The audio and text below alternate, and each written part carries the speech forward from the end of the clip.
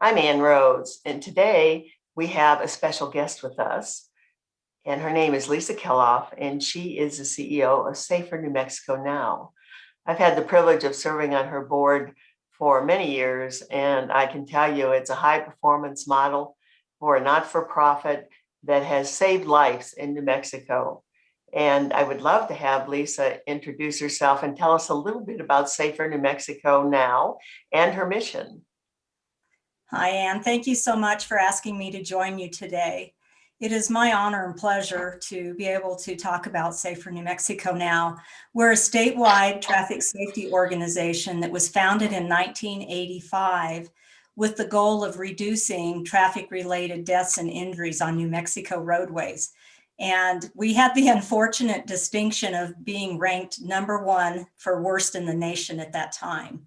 So our mission is to save lives by advancing traffic safety initiatives for child passenger safety, DWI prevention, and training New Mexico's law enforcement personnel with education and prevention, because we believe that's the key to advancing our mission.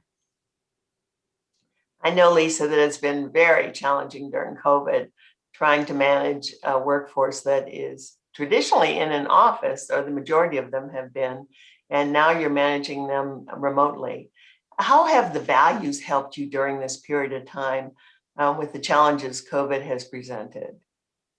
Well, once we were able to catch our breath and things settled down a bit during the global pandemic, we really had the opportunity last year, just by chance, of revisiting our values and our behaviors. So we took that opportunity to reintroduce them to the team, and we rolled them out as a reminder. And I think everybody was really grateful to have something positive to focus on. So we rolled them out, and that's what we've been working on for the last probably 6 months. And you're a huge believer in KPIs. And I know that you've spent a great deal of time with your team developing KPIs.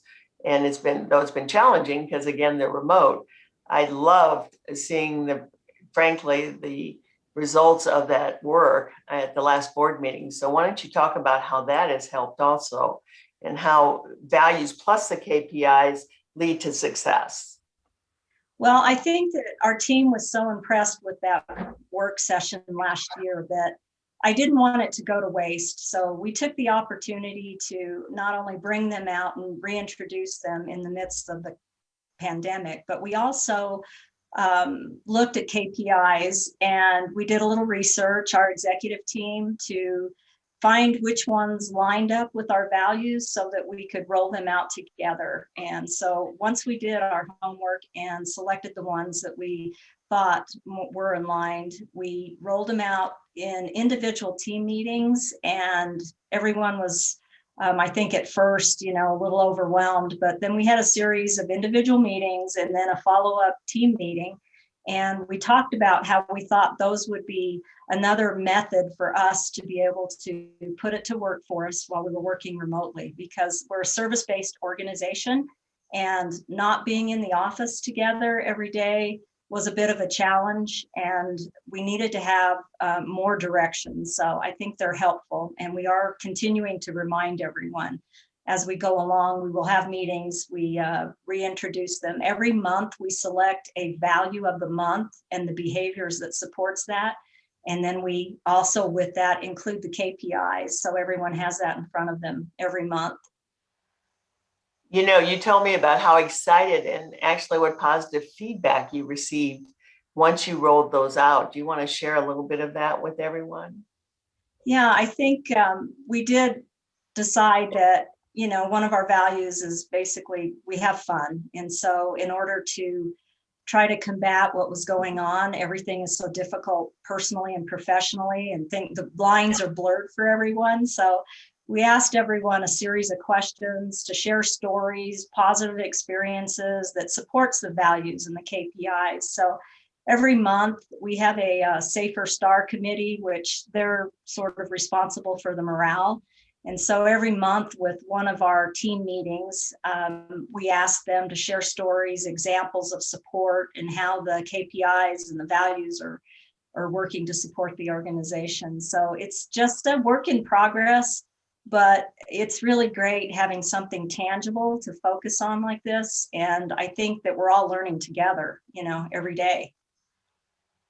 And reading all the articles on what leaders have said they've learned during this COVID period, one of the things that you just mentioned is something they all talk about is the more directed they are and specific about what's required, i.e. KPIs or whatever they want to call it, MBOs, the better the results. But there are lots of things that leaders have learned during this time. Do you want to share with us some of your learnings and what you intend to continue doing from those learnings as we get out of COVID, hopefully soon? Yeah, hopefully soon.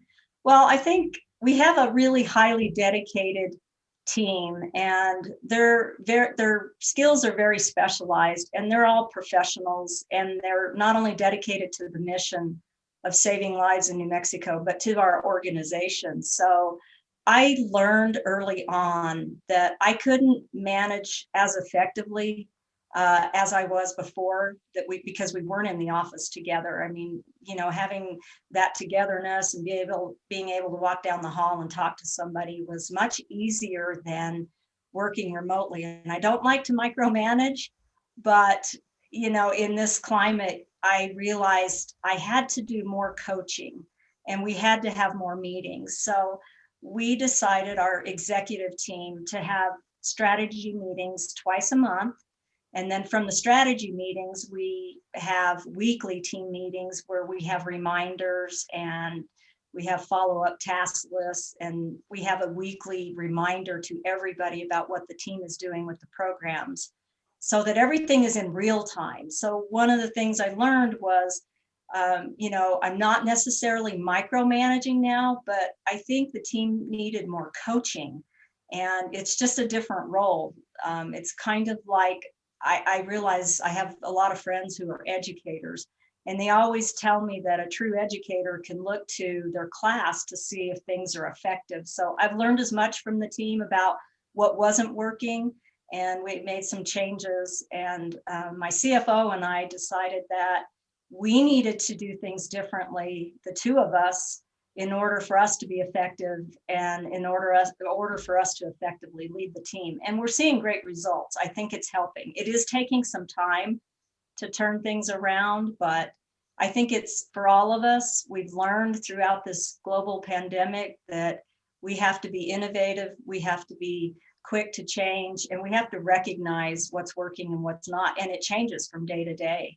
So I know it's a work in progress, but I'm excited about the new direction. I'm excited about having the KPIs and our values and our behaviors, and we will continue to encourage our team to use them. And I know they have the best of intentions, because they know that the services we provide to this state are essential to keeping families safe. So that is always going to be our goal. And I think we are, like everyone else, we just are learning as we go, and we are trying to make substantial changes that are good for our team in this organization.